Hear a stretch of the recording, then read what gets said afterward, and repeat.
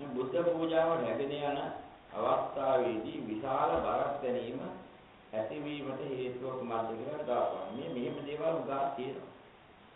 මේ බර දැනීම කියන්නේ කිරලා බැලුවොත් භෞතික ලෝකෙත් නම් දැනෙන්නේ නැහැ. නම මනසට දැනෙනවා. බර ඇති වෙච්ච හැටි දැනෙනවා. දැන් කාන්දා කැලලා අතේ තියාගෙන ඉන්නකොට අපි අතේ මිටමල වගේ අපි යනවා යටි යකඩයක් තියෙන දෙයක්. 아무ත් දෙයක් අතර ගත්තෙත් නැහැ. නේද යකඩ ළඟදී අත ඇදෙනවා අර යකඩ දිහා. මොකක් නිසාද?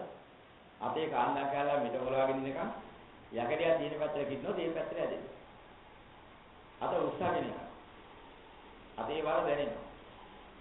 උඩින් යකඩ කැලලා තියෙන තැන කියලා යනකොට අතේ කාන්දාවතේ අත වහකට ගිහලා උඩට ඇදෙනවා දැන්. මේ දෙකම දැනෙනවනේ ඒක. මෙන්න කාන්දා හා සමාන ශක්තිය ක්‍රියාත්මක වෙන කොටසක් ඒ භූත කොටස් කියන්නේ. ඒ භූත ශක්තිය ක්‍රියාත්මක වෙන කාන්දාවක් ක්‍රියාත්මක වෙන ක්‍රමය. ඒ ශරීරවල ක්‍රියාත්මක වෙන ශක්තිය මේ කාය ශක්තිය ක්‍රියාත්මක වෙන කාන්දම් ක්‍රම හතරක්. ඔය සමාන වෙලාවට මේ බුද්ධ පූජාදී ගෙනියනකොට මේවට සම්බන්ධ වෙලා. ඒකෙන් යහපතක් කරගන්නා ඉන්නවනම් ඒකට අත ගහ ගන්න. තාම ඔක අපිට දීලා බලයන් මෙහෙ දෙන්න එපා කියලා ඉන්නවා ඒ මනුස්ස ලෝකෙ දින කාල කරපුවා. යකෝ දාන දෙන්න එපා කාපල්ලයි කරා. ඔය යටි කීක බැක්ලා ගියමු කියලා මම උත්තරයි හිතන්නේ. බුද්ධ පූජා විදිහට මිහක්තිය කියලා එල්ලෙනවා. බුදුන් කියන්නේ අපිට දිය. මෙන්න මෙහෙම ප්‍රවණතාවක් තියෙනවා. එක දෙයක් නෙවෙයි. ඒ වගේ වෙලාවට මේ විදිහටම දැනෙනවා. අර කාන්දම් ශක්තිය තමයි මේක ඇහැට පේන්නේ නැති, කය ඇති කාන්දම් ශක්තිය ක්‍රියාකාරීත්වය නැහැ. මෙහෙම ක්‍රම තියෙනවා. ඒ සමහරලාට ඒ වගේ ධර්මයට කාදී එක්කෙනෙක් ආව ඒ දේවල් තමන්ගේ දරුවා ගැන බුදුම ආදරය කියලා වැඩිච්ච ආච්චි කෙනෙක්.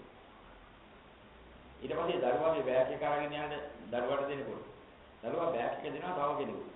හැබැයි දරුවාගේ කිසිම බලු මුත්‍රාවක් අල්ලන්න තව කෙනෙකුට ඉඩ දෙන්න කැමති නැහැ. ආච්චි ඉන්නක. ඊට පස්සේ මොකද කරන්නේ කවුරු හරි ආව දරුවා ඉස්කෝලේ කියලා නම් එහෙම පිටිපස්සේ යන්නේ නැහැ අතේ අරන් ගියොත් එහෙනම් බෑග් එක පොඩ්ඩක්ව වරණ කියලා. බලන ආච්චි පිටිපස්සෙන් ඇදිලා ආච්චි උස ගන්නවා ඒක. කාටවත් පේන්නේ. අර කාන්දාව තමයි ක්‍රියාත්මක වෙන්නේ. අර දරුවාගේ කිසිම දෙයක් අනික් කෙනා අල්ලන්න දෙන්නේ. දරුවාට කුණු ගෑවි අනික් අය කැතයි ඉස්පස්සේ දෙන්නේ නැහැ වගේ දරුවා කියලා. මේ විදිහේ වෞකිනේ හිටපු හැටි. වෞකිනේ නෙමෙයි ආච්චි. ඉතින් ඒ විදිහට තමයි දෙන්නේ. අත හොදන්න යන ළමයා අල්ලලා දෙන්නේ. එක සැරයක් කරේ අඳුර පැත්ත දාගෙන වල හැවටකට දාන්න දෙන්නේ. ඕක හොදනවා. මුඹන් නම් දෙපා මෙහාට ගෙනත් දෙනවා. හොදන්නේ ඉතලා බාර දින ඔය දොර පස්සේ ආයෙ අල්ලන්න දෙන්නේ. හොදලා ගන්නපන් ආයෙ අල්ලන්න දෙපා. මම තමයි අඳුර අරන්නේ. මුන්දේ තමයි ඊට පස්සේ ළමයා ගැදම අරන්නේ හොදපු. හොදාන්නේ ඉතලා කිලෝට දෙනවා. ඒ දොර පස්සේ අල්ලන්න දෙන්නේ කුණු ගෑවෙනවා කියන්නේ.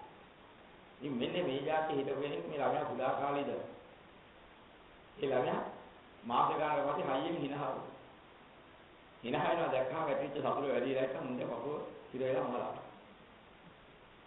ළමයා හිනහ වෙච්ච සන්තෝෂේ වෙනස වැඩි.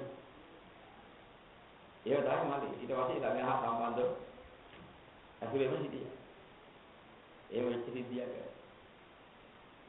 මේ ඕවා සම්බන්ධයක් තිබුණ කෙනෙක් මෙහෙ තාවකාච්ච වගේ විතර කියන්නේ ගැලපෙන්නේ නැහැ. සිද්ධියක් කොහොම වුණා. ඒකයි මම කියන්නේ එහෙම දේවල් තියෙනවා.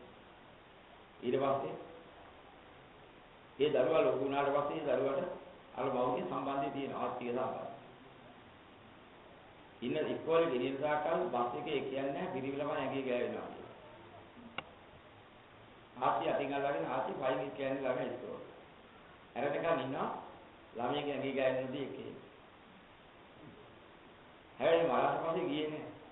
අපේ ළමයාට සම්බන්ධ වෙලා හිටියේ.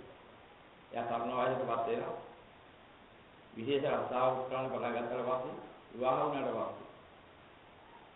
පස්සේ තමයි සාහිත්‍යයට පලාතට යන්න ඉඩ දෙන්න හිත දෙන්නේ.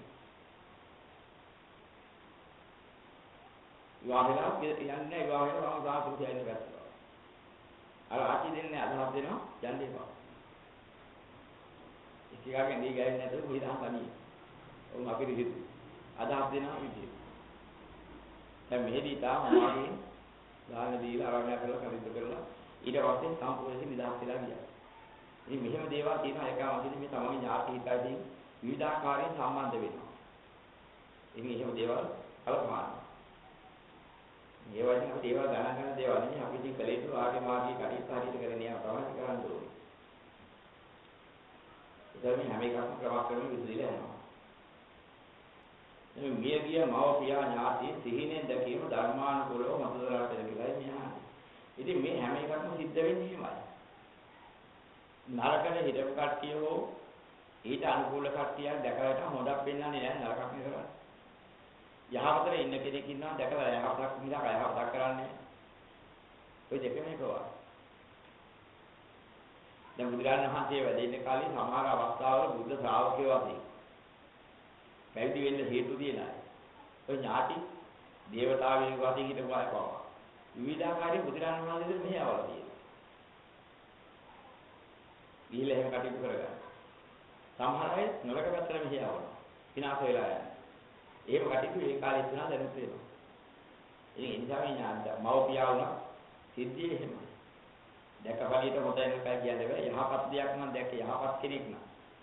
යහපත් කෙනෙක් යහපත් දෙයකට දැකන යහපතක් වෙනවා. මේ යහපතට දකින්න අයහපත දකින්න මේ දෙකම තීරණයක් නෙකලා දෙන්න බෑ. දකින්න වෙන්නේ එන්න පුළුවන් විවිධාකාර හේතු. සමහරවිට මව්පියන් වශයෙන් හිටපුවා කිය මොනවා හරි දාන මාන ආදී දීමක් ඔය උගලට කිව්වලයක් කරගෙන හිටියේ නැත්නම් දරුවන්ගේ යම බලාපොරොත්තු වෙන්න වෙන්න පුළුවන්. ඉන්පෙත් බලාපොරොත්තු. ඒ නේන ඒගොල්ලෝ උත්තරක ඉන්නවා. මොනවා හරි කරදරයක් වෙන්න එකක් එහෙම තියෙනවා. ඒවා දැනුම් දෙන්නත් ඉන්න පුළුවන්. යහපත් පැත්ත. ඒවත් වෙන්නේ සිටින්න පුළුවන්. මේ විවිධාකාර ක්‍රම තියෙනවා. දැක්කපලියට මේක හොඳ ළඟද කියන්නේ බෑ.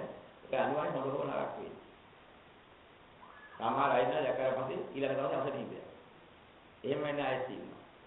දැක්කට පස්සේ මොනවා හරි වෙන්න තිබ්බ හිතියක් තියෙනවා. ඒකෙන් බේරෙන්න පුළුවන්. එහෙම අය තියෙනවා. ඒ වගේ විවිධාකාර ක්‍රම තියෙනවා.